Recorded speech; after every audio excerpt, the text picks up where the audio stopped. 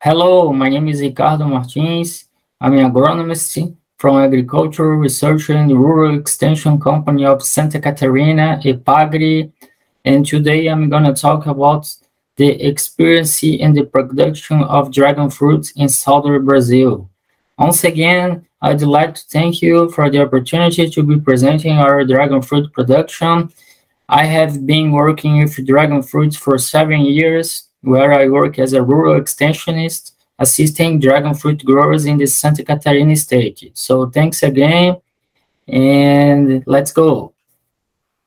So this is the map of Brazil, where you can see the dragon fruit production is cultivated all over the country, but with the greater emphasis on production in the north, southeast, and southern of the country, where we are located.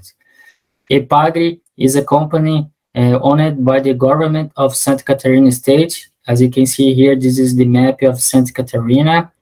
Also, we are in a subtropical weather. We live in a coastal region with precipitation of 1,200 millimeters per year, very well distributed. And we estimate around 3,000 hectares of dragon fruit of pitaya in Brazil, despite it is no official data. So you can observe here that we have dragon fruit cultivation all over the Brazil, and there's a very young culture here in Brazil for sure. The cultivation of dragon fruit in southern Brazil. So the beginning of cultivation was in 2010 in the south of Santa Catarina, specifically in the south of Santa Catarina. Working in a small family farm model and basically family labor, as you can see here in this picture in the right, the whole family working with dragon fruits. We have an average orchard area from 0.5 to 1 hectare, and we have about 300 hectares of dragon fruit with 250 families working in this activity. Our average productive of 25 to 30 tons per hectare, and some orchards higher than 40 tons per hectare. So you have a very good productivity here of our dragon fruit orchards. So the diversification of activities of small farmers, you have a very good diversification of the rural activities. So most of the farmers grow banana, grow also passion fruit, rice, and tobacco, not specifically dragon fruit. They have several activities on the small property. Our organization is mostly in cooperatives, and most of the dragon fruit production here in Brazil, specifically in the southern Brazil, goes to the cooperatives where they sell these fruits all over the country. Our management of the orchards are basically ecologically in Brazil. There are no registered phytosanitary products. So you understand that this kind of management is very beneficial for nature and very good for the family as well as the ecosystem around the dragon fruit production. The beginning of the production. So we started in 2010 with species that need cross-pollination, and most cultivated species were, and still are, Illocereus undatus, and many hybrids like Illocereus polyrhizos, Illocereus costarricensis, Illocereus purpursii. 90% of the production was made by Illocereus undatus, white flesh variety, like you can see here in this picture. Most sterile species which require cross-pollination, as I mentioned here before. And the harvest season here in Brazil starts in December and finishes in April. We have around 6 harvests, mostly during the summer months. In the Brazilian market, dragon fruit is most often sold as a fresh product. Our industry is very young here in Brazil. You still need to develop some industrialization here of dragon fruits. And pollination. So like I said, the main commercial variety here in Santa Catarina state was sterile white-fleshed variety, Illocereus undatus. So it's a variety with a very good production. It's a rustic variety, However, it has a very low Brix, about 12 to 13 degrees. Is a variety which requires a high labor demand for pollination. And here in Brazil, in southern Brazil, we have a rainy region, so you have to protect the flower before and after pollination when the climate is rainy. So you have to use these cups, like you can see in this picture, to protect the pollination process, which is made by hands.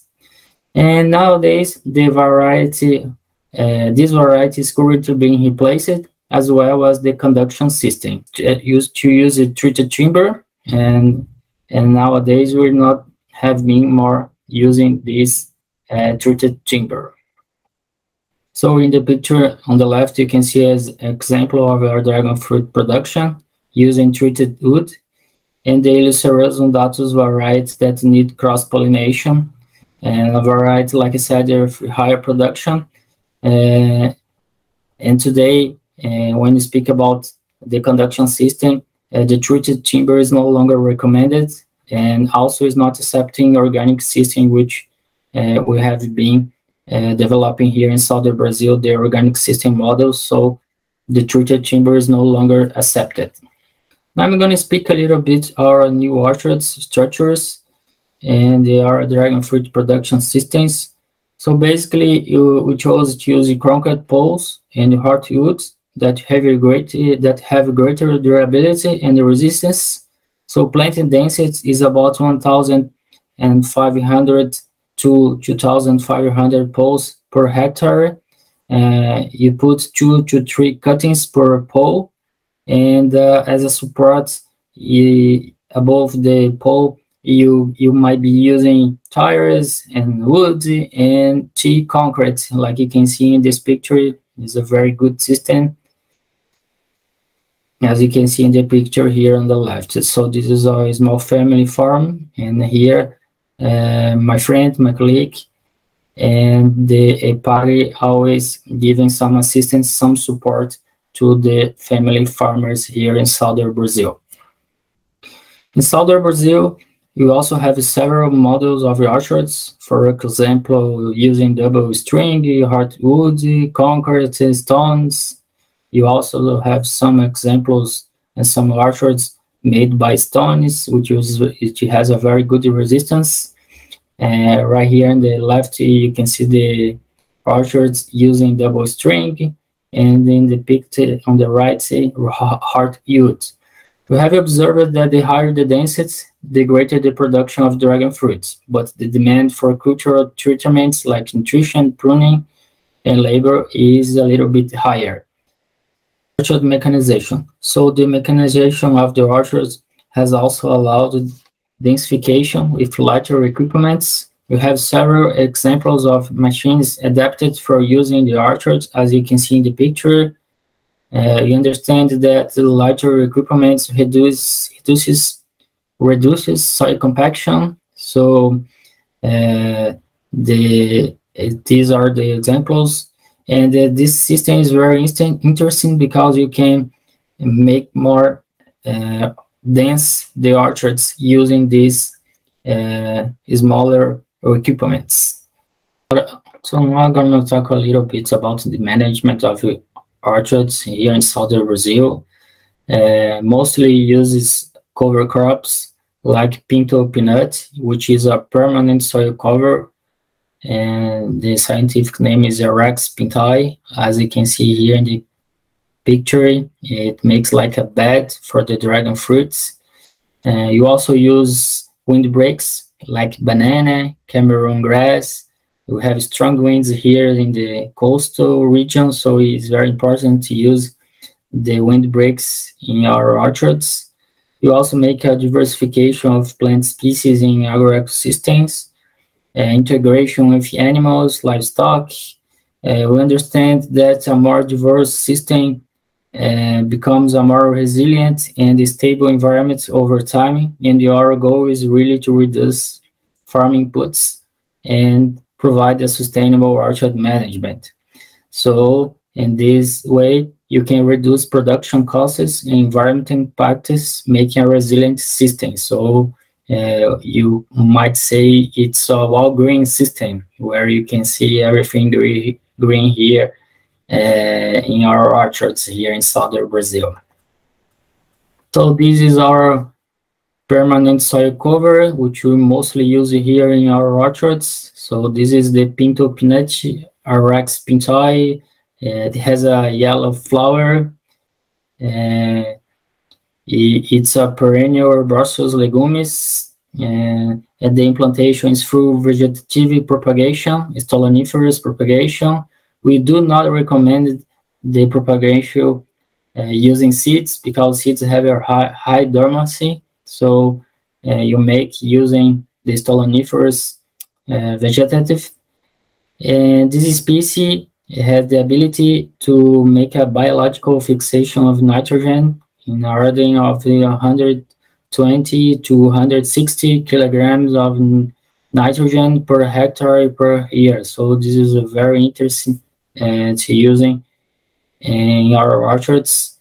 And we also use native vegetation as a soil cover. Brachiaria is also interesting to use in the dragon fruits orchards. And we understand that the most important is to maintain the soil always protected and covered. So there are several benefits with the use of pinto peanuts, like nitrogen fixing, addition of organic matter, moisture rotation, nutrient cycling, and soil structuring. So this is the farmer cutting this pinto peanut. It's very interesting, this management because it can provide several benefits, like I said, and mainly nutrient cycling, especially potassium can be recovered from the soil. So this is our sustainable model of dragon fruit production here in southern Brazil. You can see that the dragon farmer also other activities such as poultry house here in the left, rice production in the back, greenhouses, right here in the right is citrus production, windbreaks. So we understand that is a very good sustainable management and the diversification of economic activities. And also we have a high availability of chicken and poultry or cow manure in the region. And this is the pinto peanut here, and right here also it makes a very good bed and fix lots of nitrogen for the soil and for the dragon fruits. So this is our small family model farmer here in southern Brazil of dragon fruit production and the other activities as well. Then our goal is to promote balancing in the orchards ecosystem. So like I said, diversify orchards has a greater resilience. As you can see here, we have a livestock integration. And you can see here on the right, the earthworms indicating that the soil has life. Note the amount of earthworms indicating good soil quality, and pinto peanut here. And this is a very interesting model, and I understand that it can be very resilient. Now I'm going to talk a little bit about the dragon fruit pruning.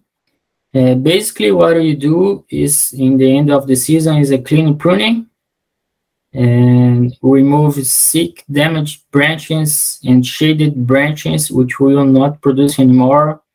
And we perform the dragon canopy in umbrella shape, like you can see here in this picture in the right. We make a fine tip shoot selection, and we train the branches in order to create this umbrella shape. The pruning material is placed onto the soil and then shredded. As you can see here, we put all the pruning material in the middle of the dragon fruit orchard, and then you shred this material.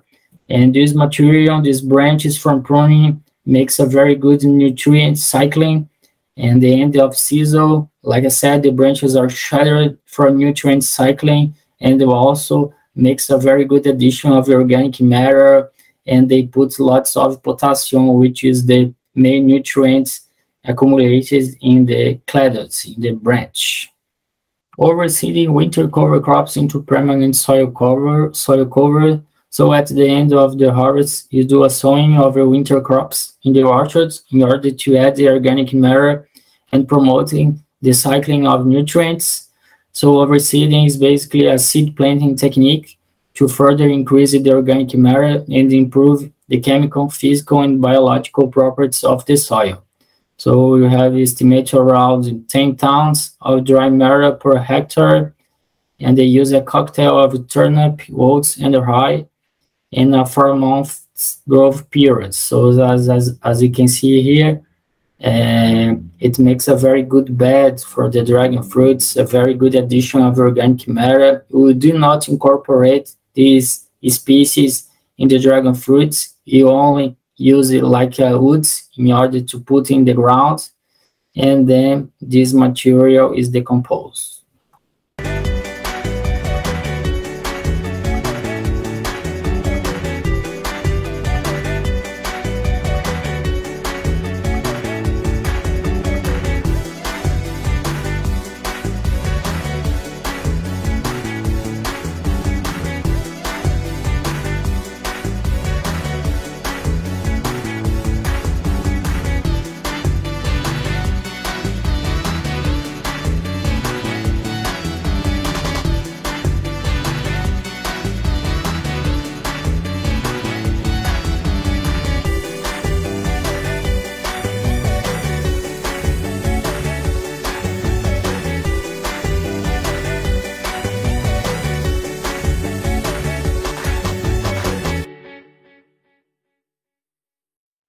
So all the managements that I explain make us to a cleaner production system, and which makes easier to obtain organic certification. We can harvest the fruits of quality by adopting a more ecological and sustainable management. We estimate around 10 to 15% of our orchards certified in organic certified. But mostly of the orchards are conducting organic management, so the certification is a decision from the grower, and they understand that there are some marketing reasons to get this certification, but it's a very easy to get the certificate using most of these managements that I explained and that we use here in southern Brazil. So as you can see here, fruits of very good quality. Another technique used to obtain quality fruits is bagging.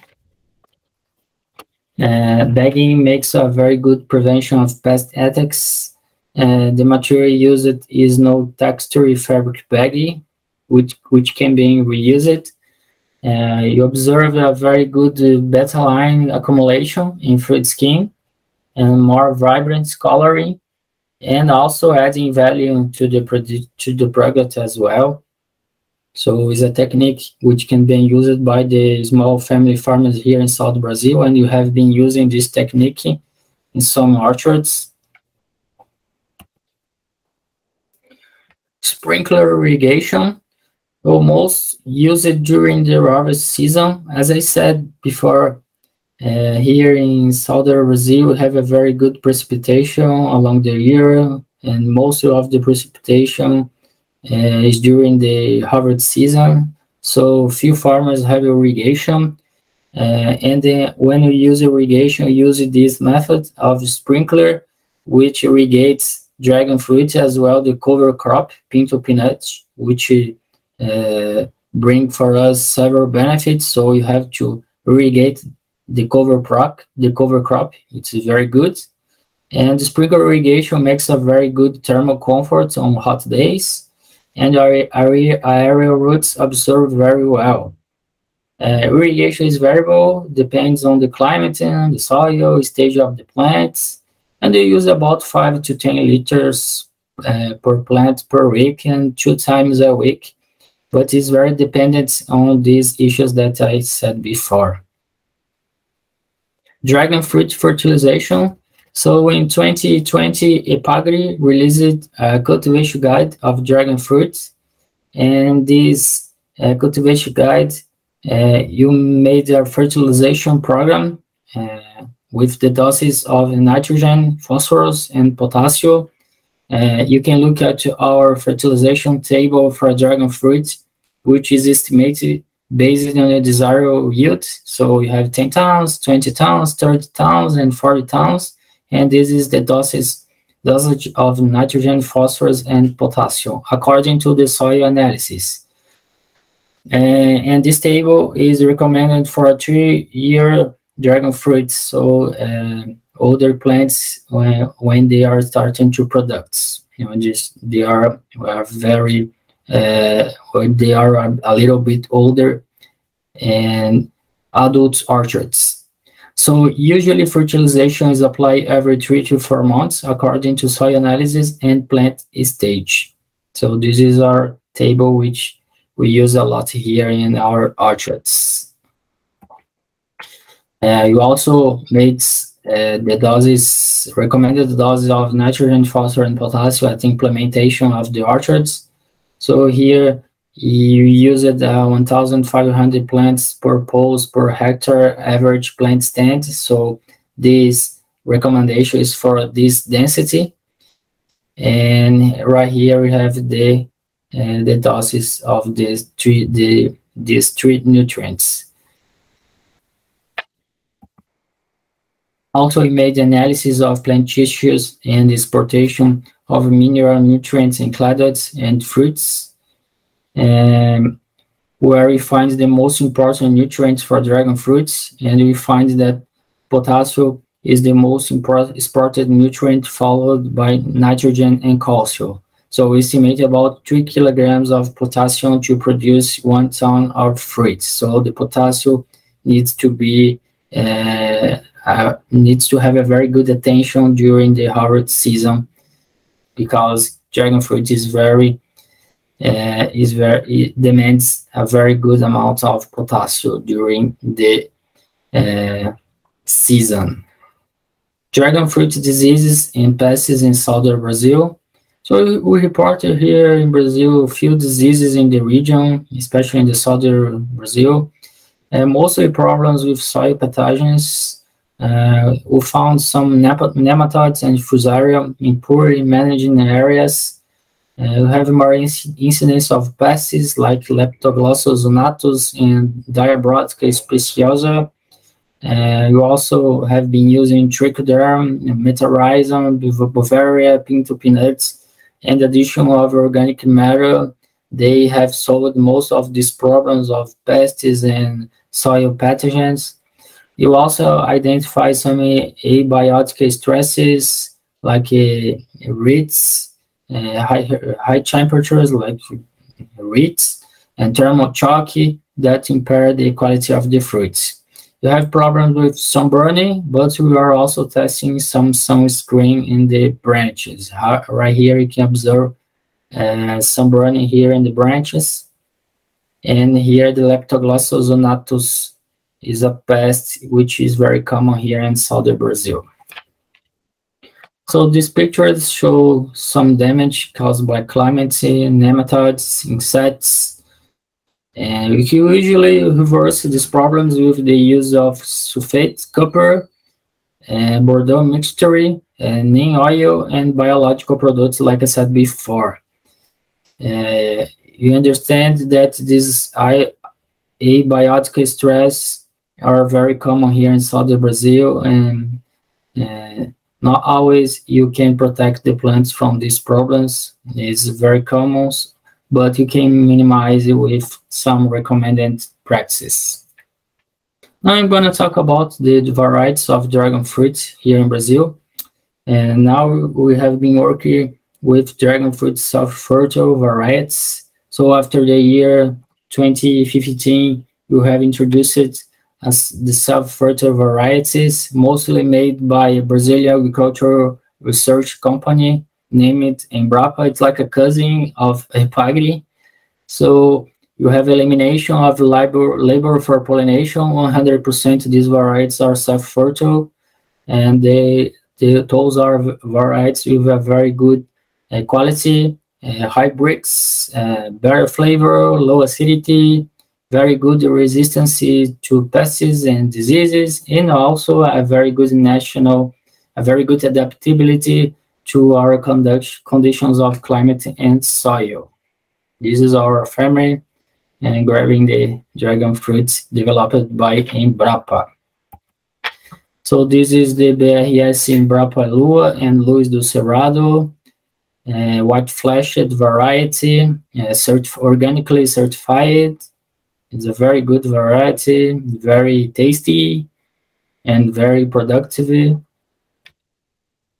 made by Embrapa. We also grow a variety imported from Vietnam called Vietnamese Whites. It's a very good variety, very tasty, very beautiful, and it brought from, like I said, from Vietnam, and its adaptation was very good here in southern Brazil, and it's a variety which has a very good acceptance here in southern Brazil and in the market as well. We also have other varieties with good potential. Here in the case, Reb Longa. It's a red flesh variety.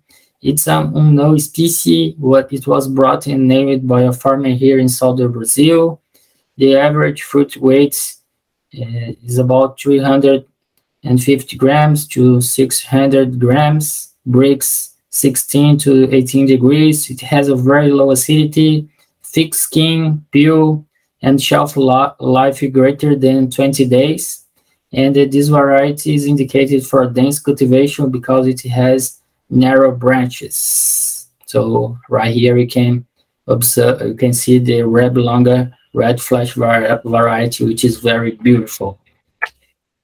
So this is Filtrin from the Turvo, Santa Catarina, a city from Turvo, Santa Catarina, which brought this variety here in the southern Brazil.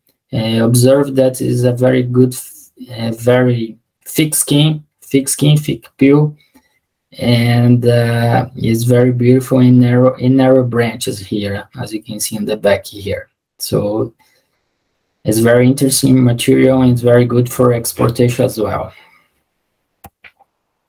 So this is the Reb Longa variety conducting organic farming.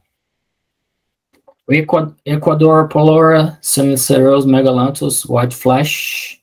So Ecuador Polora is a self-fertile variety of spines on fruits. Average fruit weights 250 grams to 500 grams. Less yields than common pitayas, 5 to 10 tons per hectare. Brix 21 to 23. It's the sweetest dragon fruit variety for sure. It has a thick skin, peel, is a good shelf life, more than 15-20 days. And it's very interesting because it's a variety which produces in the winter. So it has a winter production and the fruit maturation of 100 to 120 days. So it's a very interesting material. It's a very interesting variety.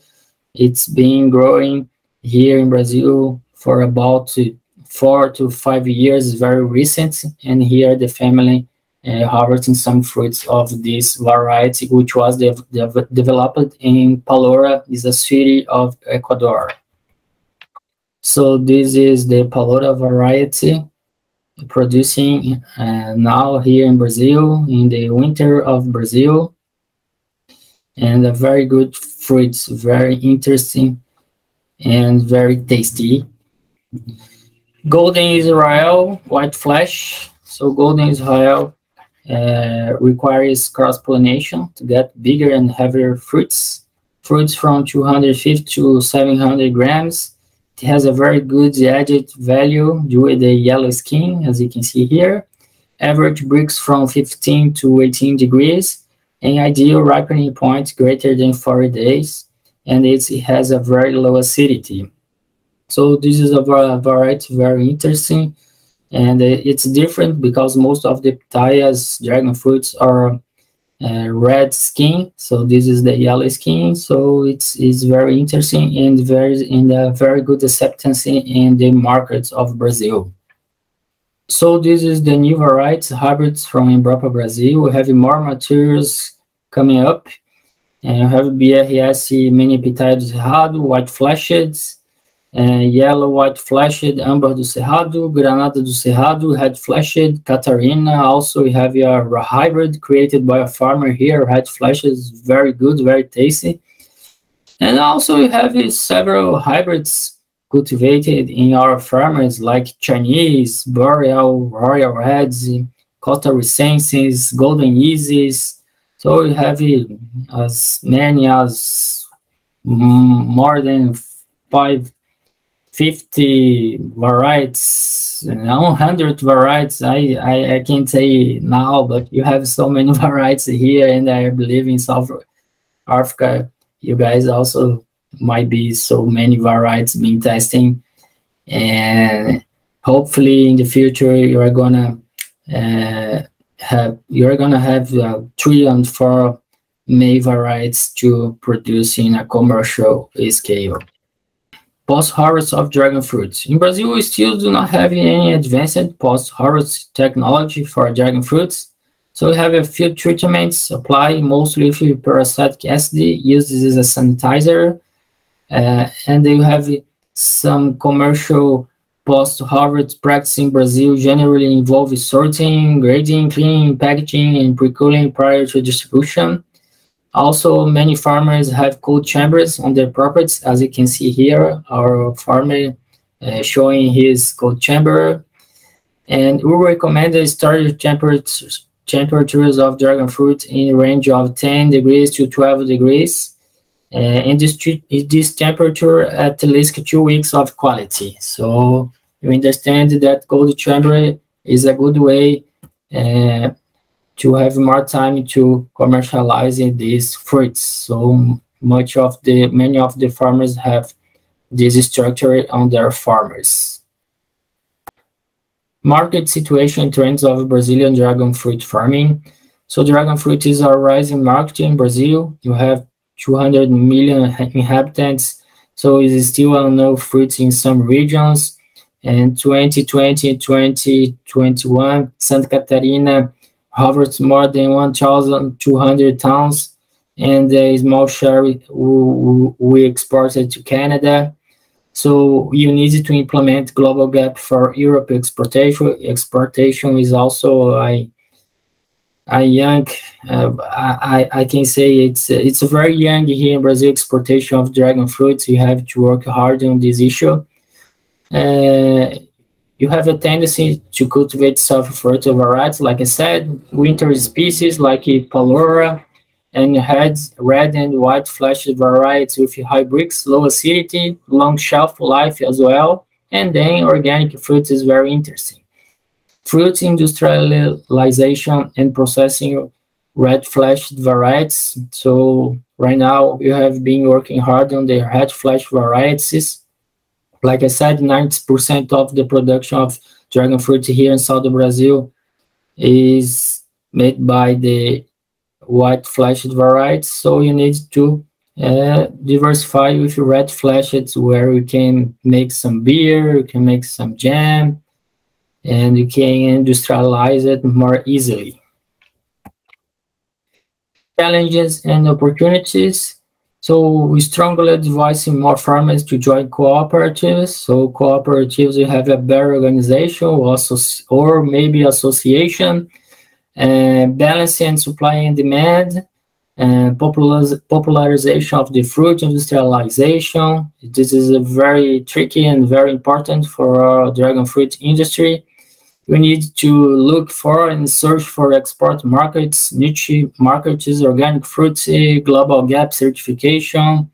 You need to advance in the post-harvest conservation methods. Harvest at the ideal point, it is very important due to the fact that dragon fruit is a no climateric fruit, so you have to harvest in the right time to get the best tasty and also elaborating production systems more adapted to climate and soil conditions of southern Brazil, and adoption of recommended cultural practices in order to get healthy plants and high yields. I'd like to thank all of you guys for the opportunity of this meeting, and also thank Mr. Fred for the invitation. The Dragon Fruits Growers Association of South Africa. I understand that sharing information and knowledge is very important to advancing in the culture and get good harvests, and of course the contribution of the producing cultures. I will leave my WhatsApp here, email, YouTube, and Instagram in case someone wants to contact me in the near future. And thanks again. I'll be available for any questions. And thank you.